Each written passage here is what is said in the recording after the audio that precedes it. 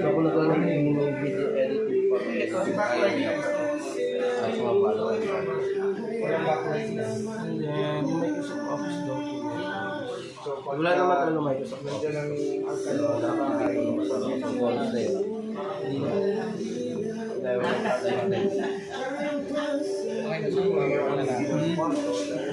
Si may Asus ko.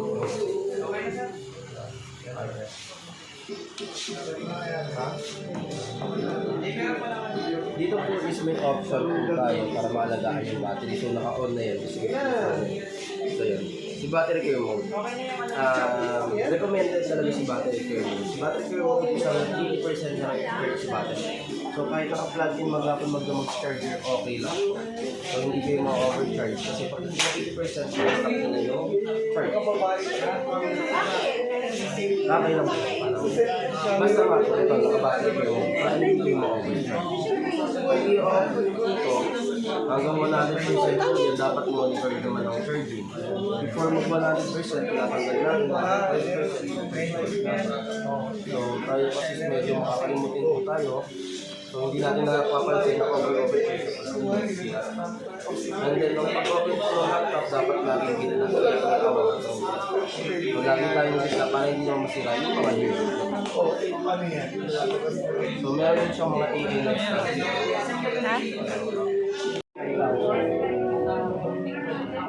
Tanong ko lang ma'am kung familiar kayo sa pag-update ng Windows. Hindi ba? So parang cellphone lang din siya ma'am. May mga upcoming update na lalabas dito sa baba. So make sure kapag in-update nyo, dapat matapos lahat bago natin i-close yung laptop or shutdown. Connect ko lang muna siya sa Wi-Fi ma'am.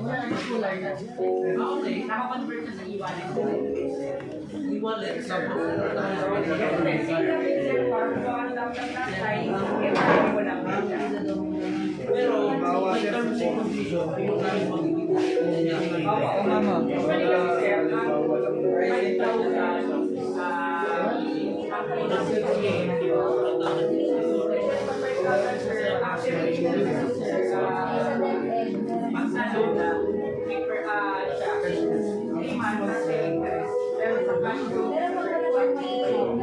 Set ko lang date and time.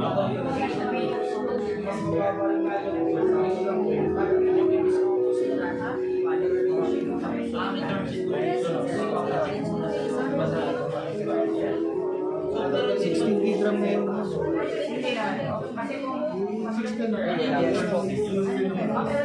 Naka-free upgrade po siya.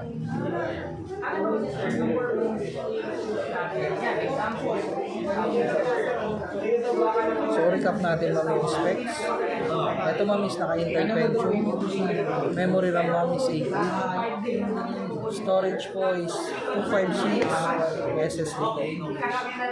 Then Wi-Fi connected na rin po. And then may UHD graphics na built-in sa processor po.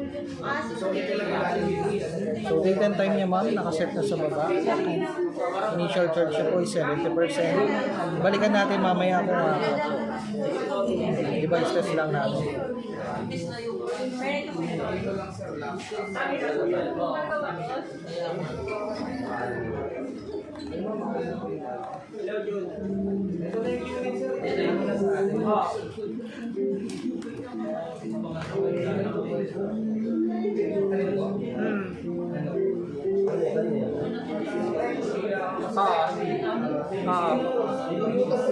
Wala rin ba dyan? So keyboard tester tayo ma'am. Sa keyboard tester ma'am, ito pong print screen tsaka function. Hindi siya ilaw dito ma'am pero working. So para ma-check natin ma'am kung working, kung mapapansin nyo po kapag nag-print screen po ako. Hindi siya nailaw di ba ma'am? Pero diretso siya ng snipping tools. So kung ano yung snip natin ma'am, yun yung i-capture niya po. Okay. Same as function ma'am. Hindi rin siya mailaw. Pero kapag naka-function po kasi, F1 ma'am hanggang F12 mape-press natin.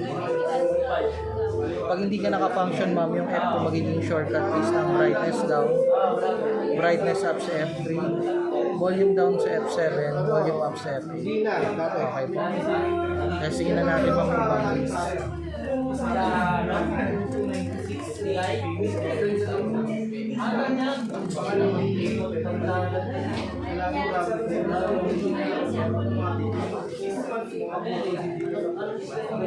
So, working ma'am lahat ng case natin. Ma'am, lock ma'am, wala na po yung dito. Tsaka ito, more option, wala sa keyboard natin.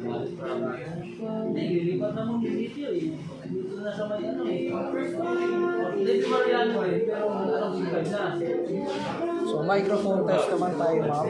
Ang mic natin, ma'am, nandito yan, malapit sa camera. So, if ever may nagsasalita po na re-recognize mo, microphone is working po. And then, dead pixel test tayo. Familiar kayo sa dead pixel po? Hindi masyado.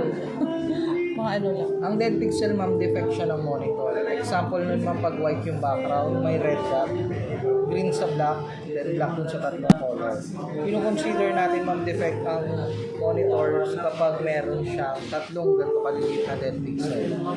Kapag dalawa lang, ma'am, or isa, good unit pa siyang matatawag. Kasi hindi yan kumakalat, ma'am, tsaka wala pa siya natatakpan na text or image po. Okay. Pero kapag sobrang laki tayo, isa lang, ma'am, dead pixel na po. So, check yung maigi ma'am monitor, dapat wala kayong makita ang any dead pixel. Pag okay yung white background na sa inyo, ma'am, click mo lang yung touchpad para sa next color.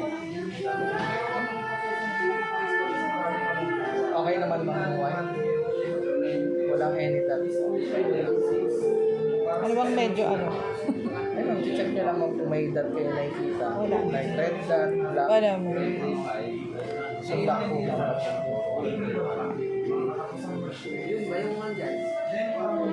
Okay na. Red. Okay. Sa green ma'am. Okay naman siya. Yes ma'am, sa blue.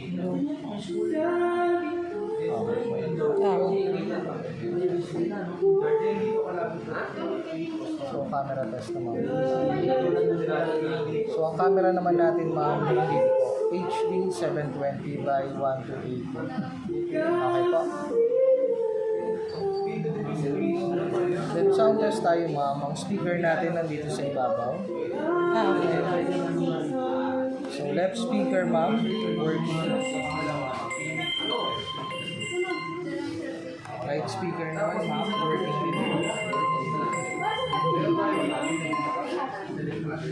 Then both speaker. Okay naman, ma'am. So, balikan natin, ma'am, si battery, ma'am. So, nag-74% naman siya, ma'am. So, ibig sabihin is working sa charger.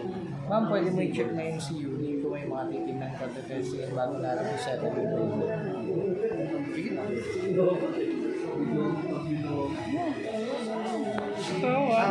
So,